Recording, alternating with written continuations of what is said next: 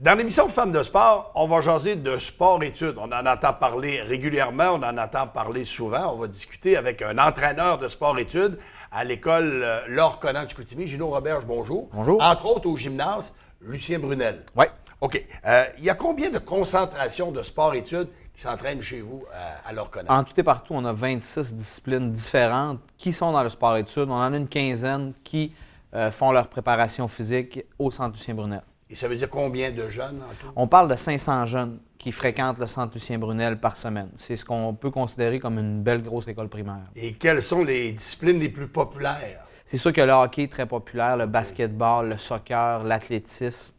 La boxe est en train aussi, tranquillement pas vite, là, de prendre de la popularité. Le football, on a beaucoup de joueurs de football. Là. Ça, c'est vraiment nos grosses disciplines qui fréquentent le centre. Je présume que l'entraînement est différent pour un joueur de football, un joueur de hockey ou un joueur de soccer. Les entraînements ne sont pas pareils. L'entraînement est différent d'une discipline à l'autre, mais même à l'intérieur même de la discipline.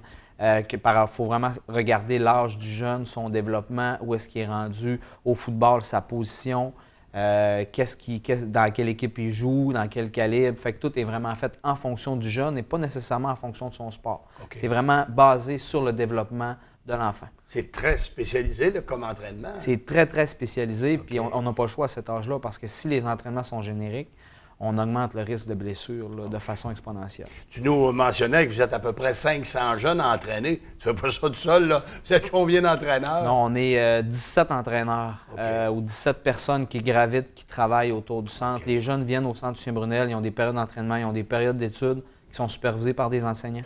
Il y a des enseignants de l'école, soit La Fontaine, soit Dominique Racine, qui viennent lui donner un petit coup de main au niveau académique parce qu'il ne faut pas oublier que oui, c'est des athlètes, mais c'est avant tout des étudiants athlètes. Okay. Donc, ces jeunes-là, on doit s'assurer qu'ils sont en réussite académique, qu'ils n'ont pas de retard au niveau scolaire avant même qu'ils puissent pratiquer leur sport. Et l'entraînement se fait sur 5 jours. Quel est l'horaire d'un jeune qui s'entraîne chez vous à Laure Conant, au gymnase Lucien Brunel? Bien, les jeunes terminent l'école à midi. À partir habituellement de 12h15, 12h30, ils sont pris en charge soit par leur organisme ou soit par le Centre Lucien Brunel.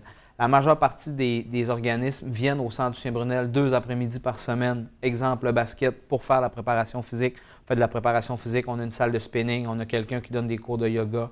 On a des entraînements qui sont vraiment spécifiques au basket en gymnase, de la pliométrie, des échelles, de l'agilité. Ils viennent habituellement 2 fois par semaine s'entraîner avec nous. Les 3 autres fois sont en basketball avec les ballons. Et là, c'est les jeux d'équipe, la technique, etc., qu'ils font avec leur entraîneur de basketball. Il n'y a pas d'entraînement le matin, c'est toujours l'après-midi. Toujours l'après-midi. Le matin, les jeunes sont vraiment à l'école. Ces jeunes-là voient 100% d'un programme académique en 70% du temps. Okay. Donc, souvent, on entend dire « Ah, les jeunes en sport-études n'ont pas autant de cours ou ils n'ont pas les mêmes examens. » C'est pas vrai. Les jeunes ont moins de temps pour le faire, mais doivent voir la même matière. Ils font les mêmes examens du ministère que ceux qui vont à l'école de 8h à 4h.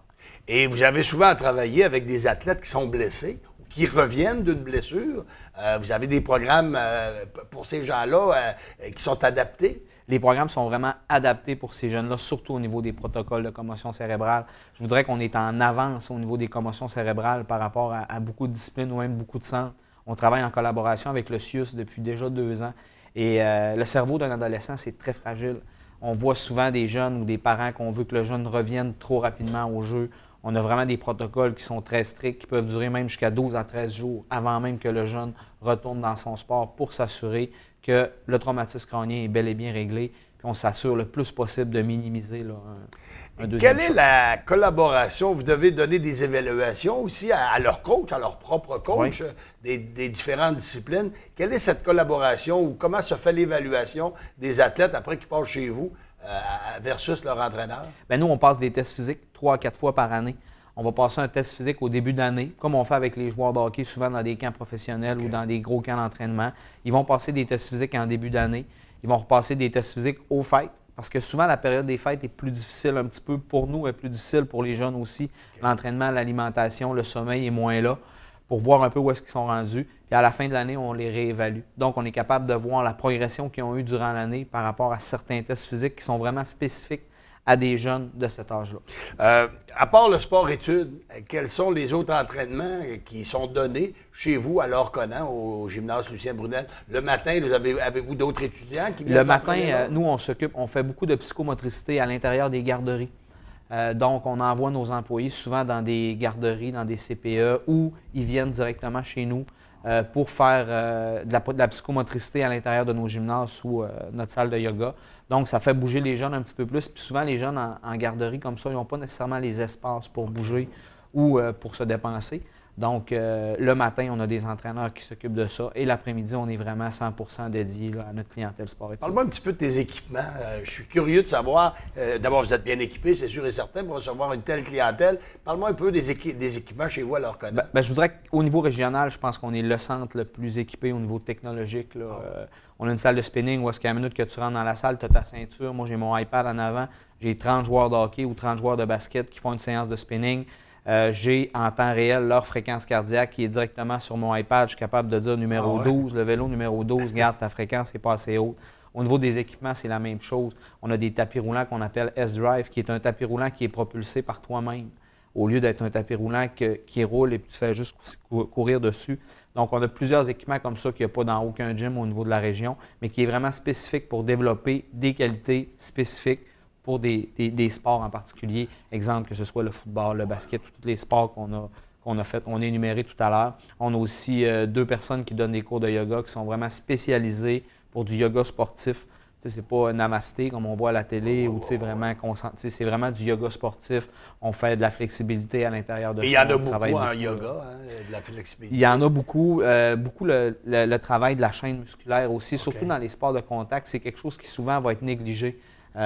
Si on n'a pas une bonne chaîne abdominale, les abdos, tout ça, que ce soit au football, au hockey, au basket, des sports de contact, parce qu'on souvent, on ne s'attend pas nécessairement à se faire frapper, mais on va se faire frapper. Fait qu'on le travaille beaucoup avec nos cours de yoga à l'intérieur. Tu parlais de tes équipements, tu vas donner le goût à la population, mais c'est pas monsieur, madame, tout le monde ne peut pas aller s'entraîner chez vous. Pour l'instant, non, parce que c'est vraiment, on a une clientèle mineure, on a une clientèle de 5e, 6e année jusqu'à secondaire 5. Pourquoi tu me dis pour l'instant? Il y a des projets pour... On ne sait jamais. On ne sait jamais qu'est-ce qui peut arriver.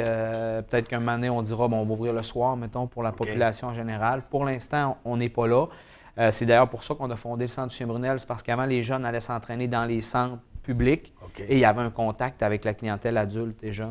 Il nous reste 1 minute. La course des Pichoux vient de se terminer il y a quelques jours et je sais que tu as entraîné plusieurs coureurs. Ils étaient plusieurs à la ligne de départ, plus de 1000, 1200. Et comment se fait l'entraînement d'un coureur pour une telle course qui revient chaque année? C'est ça, c'est des mois de préparation. Comme on en a déjà discuté un petit peu, c'est vraiment des mois de préparation. C'est vraiment de la préparation spécifique à une épreuve de longue distance.